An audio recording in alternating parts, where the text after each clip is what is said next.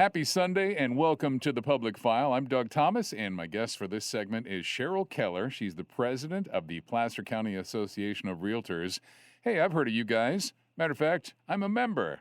Yeah, when I'm not having fun on the radio, I'm a realtor. Good morning to you, Cheryl. Good morning. What role do you guys play in the real estate industry? Well, that's a good question, and a lot of people wonder that.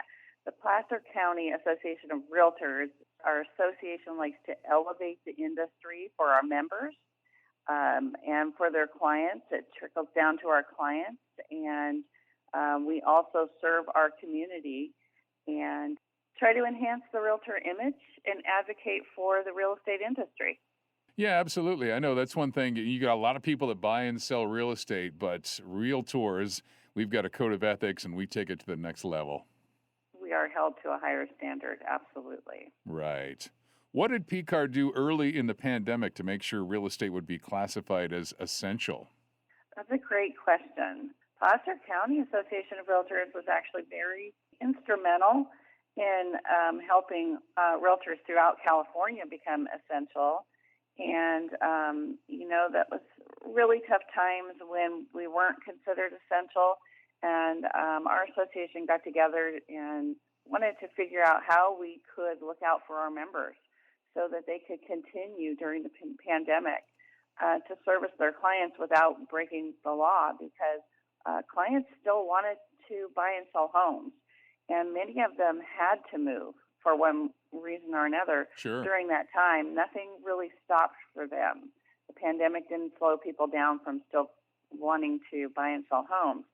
So our association put together a letter, and we also did a map, like a color-coded map, to show everyone the different rules throughout the different counties. Many of us show in Sacramento, El Dorado, other counties.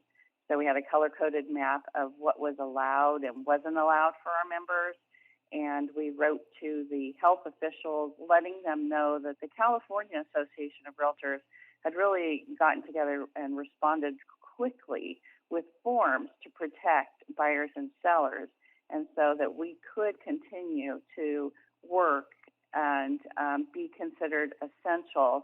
Our association went above and beyond to make that happen and speak to all of our officials about how realtors could do that during the pandemic. And Yep. we actually helped a lot of other counties be considered essential as well. I'm pretty proud of all we did as an association to protect our members and be essential during the pandemic. Yeah, absolutely. Pandemic or not, people need housing. And boy, that was just absolutely crucial that, realtors were able to figure it out and keep people with a roof over their heads. Yes, yes. How many PCAR members are there? We have around 4,000, a little over 4,000, about 3,800 realtors, about 400 affiliates, so over 4,000 members. And what are some of the affiliates? Affiliates for us would be anyone involved in the real estate transaction. So it could be your pest inspector, your home inspector, your mortgage lenders, window cleaners, anybody that you're going to transact with would be a great affiliate for Placer County. Gotcha. Okay. A lot of people buy and sell real estate, Cheryl. Why should I work with a realtor? You want to make sure that you're working with an actual realtor, because we are held to a higher standard and a very strict code of ethics that ensures the protection of the consumer, and that protects the home buying and selling process. You might be working with a real estate agent that does not have to follow that strict code of ethics, and that's where the bad reputation can come into play. Right. We also have education standards that we have to meet as a realtor that keeps everybody very professional and always with consumer first, taking care of our consumer at the forefront. What do you say to the FSBO seller who just wants to do it themselves? Good luck. I would say you're in California, and California is a very litigious state. And, we do this every single day of our lives. I've been selling real estate for 21 years. I might have been one of those people that thought I could sell my house by myself before I was a realtor, but I don't believe that now. I don't recommend it. It's not worth it. We can get you more money for your sale. I think for sale by owner, the attracted audience is always going to be a very small attraction of the percentage of buyers and the most aggressive. So your likelihood of getting a strong offer is very low as a for sale by owner because you're only going to be attracting a small percentage. And if you open that up to the other 99% of buyers, then you stand a better chance of getting a really strong offer. And the bottom line is the most important thing to you as a seller. So I would contact a realtor. I would ask for recommendations. And I would imagine you would walk away with a higher bottom line using a realtor. What does PCAR do to interact with the community? We're very involved in the community. Placer County is really proud to be not just involved, but a supporter of the community. We have a foundation, and so all of our fundraisers that we have, all of the proceeds go into a foundation, and that foundation we give back to our communities. I think we've given back over $570,000 to local charities. Wow. And even during the pandemic, we contributed $93,500 to a lot of local charities. And those charities are usually 501s that provide food, clothing, shelter, and mental health services. And then one of my favorite things that we do, and it's so difficult every year, and why we're trying to get back to live events, is that we give out educational scholarships for Placer County students. Every year, the board of directors gets together and we read the applications of all these amazing young people in Placer County, and it always makes me so proud. And to pick 7 to 10 of those is a very difficult task, and we always need more money to give out to the students. Another thing that PCAR does every year is the food drive, too. Is that going to happen this year?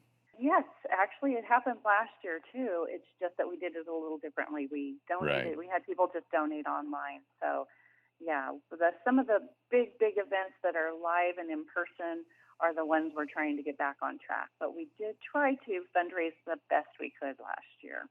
What's the difference between a buyer and a seller real estate market? Well, we are certainly in a hot, very solid seller's market. You would really define a seller's market under 3 months of inventory, and a buyer's market is over 6 months of inventory. Right now, we're under a month. We don't even have a month's worth of inventory. So we could get about 2/3 of the way through the month without listing a house, and we would run out of homes to sell. So it's a very hot seller's market. So fantastic time to sell, very competitive time to be a buyer. 3 months of inventory. I was going to say, we barely have 3 days worth of inventory. True. It's true. Very true. Yeah. What about interest rates, Cheryl? How do they affect the market? Well, interest rates affect your purchasing power, and we still have historical low interest rates, and that definitely drives the desirability of buying right now as a buyer. It's definitely one of the positives for a buyer. They certainly have a lot of challenges in buying in this market, but interest rates are historically low and give them a lot more purchasing power. Yeah, I remember stories of mom and dad. I think when I was a kid, around high school age, mom and dad were able to buy a house in San Diego, a 5-bedroom house, for $35,000. Yeah. But the interest rate, I think, was 15 to 18% at the time. Exactly. I think the first home that I ever purchased, the interest rate was about 12%. The market changes all the time, and I know it's very cliche to say this, but the best time to buy real estate is always today. It's a challenging market, but it's still always today. Right. Or yesterday, but we can't Or really. yesterday. We can't do that. Yeah, that's not really technically possible, but hey, today's No. possible. Today is possible, and I'm showing a buyer a home today, so hopefully they'll buy that home or actually compete to buy that home is the way it is today. Right. I know that's the crazy thing. I mean, I've seen some of our fellow agents that are listing a house and they'll have 50 showings in one weekend, and then Monday comes along and they're looking at 20 different offers. Yeah, we have spreadsheets for presenting offers these days. Yeah, that's You crazy. need an Excel spreadsheet. Wow. How do you see the future looking? Are things going to open up a little bit now that the pandemic is hopefully coming to an end? Open up as far as the real estate market. I don't see much change, to tell you the truth. Okay. I don't see our inventory really changing. I think it's going to be a low inventory market for a while here. We just can't catch up. We don't have enough housing. So I don't see a change. I think interest rates may continue to tick up a little bit this year. It's been several years that they've stayed historically low, but they're still right now low 3, so 3%, 3.25. We just need to build more houses. We do. I think the builders are doing the best they can. They're really trying, but they have their own challenges. The building industry, they're having a really hard time. Lumber is so expensive. That piece of plywood that was $20 is now almost $100. So they have their own issues. So we, as an industry, cooperate with the BIA, the Building Industry Association, and work very well together. And a lot of realtors bring their clients to the new housing developments. And in our area, I think there's only 2 homes available at Black Pine Communities that's actually a standing inventory home. There are no others, and there haven't been any others on their list for a couple of months. So they have no inventory, and they have long waiting lists for buyers that are interested in their future releases. But it still doesn't mean that you can't buy a new home. But I would still work with your agent on that, and they can help you through all of those steps in buying a new home or an existing home. I would recommend that a buyer work with the realtor. Right. Realtors have access to all the information you're going to need. So, yeah, definitely want to work with a realtor. Yeah, the likelihood that we've already been there and that we know the inventory that they have is pretty high.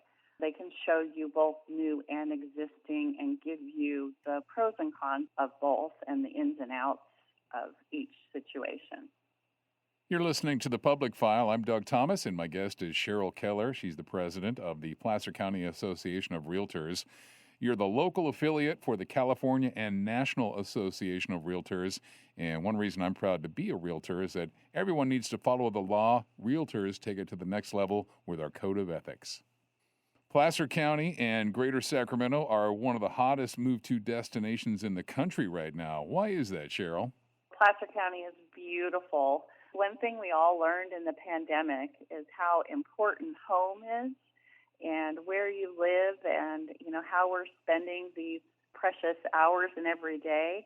And so people that lived, pretty close to Placer County that were in the bigger cities and on small lots, they came here and they were able to buy a home with an actual backyard, and they started telling all their friends. And so we have a huge influx of people from our Bay areas moving to Placer County. And Placer County has everything that you might want. We have the smaller townhomes all the way to, homes in the Gold Country on acreage, farms, suburbs. It's a beautiful county. Of course, Lake Tahoe is our little gem, but and Folsom Lake, which is close to us.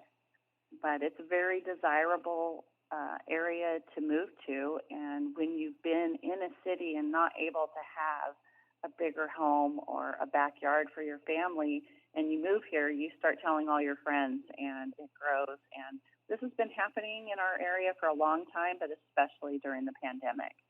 Our inventory was already low, and so that added to that frenzy of, getting a home and getting in contract. Yeah, we always joke that you can sell your house in the Bay Area and come over here and buy 2. Yes, it's true. But they love it, and they're very happy. Right. They love their new environment. And, of course, for all of us, it's, nice to have them here. So We touched on this a little bit too, Cheryl. New communities are popping up all over the place. What's the status of new home builds, and would it be easier to buy something new right now? Well, I think during the pandemic, a lot of people did find because there not very many sellers were listing their homes. Right. So they did find that it would be easier to just get in contract. And even over the last couple of years, you would have a buyer that would look and look and look and just not find what they're waiting for. And so you would take them to a new home community and put them in contract there. Um, the builders are definitely building as fast as they can get permits, and as fast as they can get all of the labor and products that it takes to build a construction home. I know one of our new home builders just moved their timeline to 18 months. Wow. So that's new for us because it's always been 10 months. So just be prepared that the builders are having difficulties too in new home communities, but it's a really nice option as well. What advice can you share with first-time home buyers who are looking to make a move right now? My first advice is always going to be to work with a professional realtor, someone that belongs to an association.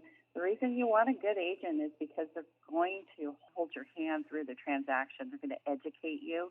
They're going to first put you in touch with a lender that they've worked with for years, that they know and trust, that can really let you know exactly what your payment's going to be at a certain price point. And in this market, you need to know the max you can go, and you need to know all of your buying power in this market, everything. You can't go into this market going, I qualify for $450, but I only want to spend $4. You might need to say, I qualify for $450, but I can use some of my 401k, or mom and pop can help me to pay up to $500. That's the market that we're in.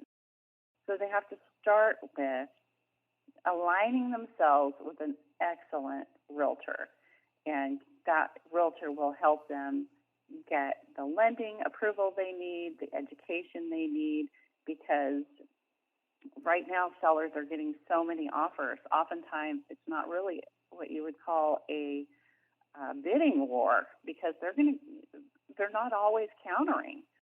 A lot of sellers are happy with all 25 offers and take the highest and best. So you will need to be able to put your best foot forward on your offer.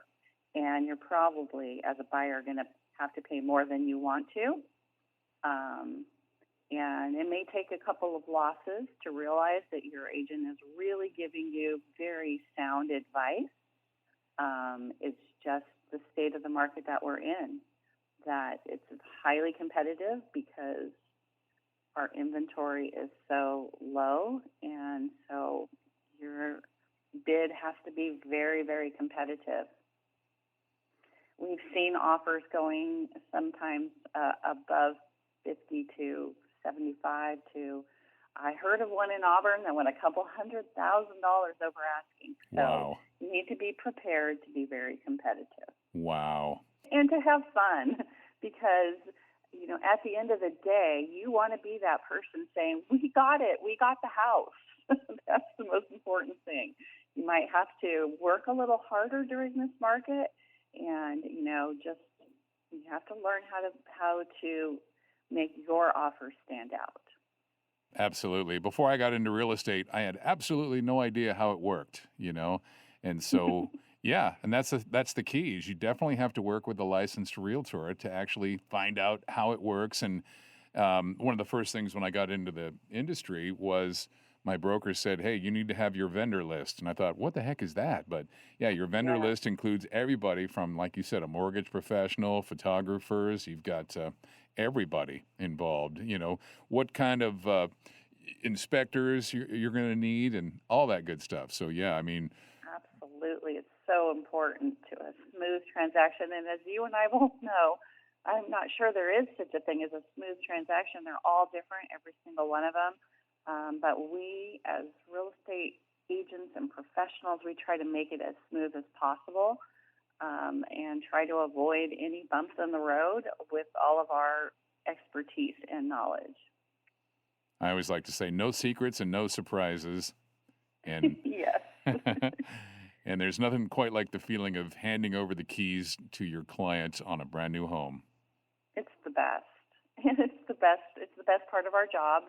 I absolutely love that part, and just seeing the excitement and that beginning of somebody's story in a new home it's what real estate is all about, making the dream of home ownership for the people in our community come true. Yep, it's a bumpy ride these days. That's why you need to rely on a real estate professional. Absolutely. I have built my business by referral, so I am sure if those buyers out there thinking of jumping in the market, just ask someone you know for a couple of referrals. It's the best way. My guest this morning is Cheryl Keller. She's the president of the Placer County Association of Realtors, and we're running out of time, Cheryl. So what would you like to leave our listeners with this morning? Oh, I just want to say that I appreciate you allowing me to talk today and talk about the real estate market and about Placer County Association of Realtors.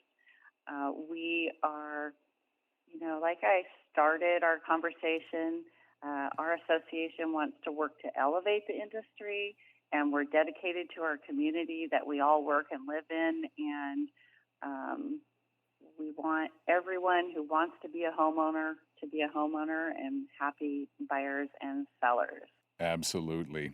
Thank you so much for joining me this morning. Cheryl Keller is the president of the Placer County Association of Realtors, Placer County's voice for real estate. We learned a lot this morning. Thank you so much, Cheryl. Thank you very much. I appreciate the opportunity. This has been The Public File. If you'd like us to cover your nonprofit, email sacpsa@audacy.com, sacpsa@audacy.com. I'm Doug Thomas. Enjoy your Sunday, and thanks for listening.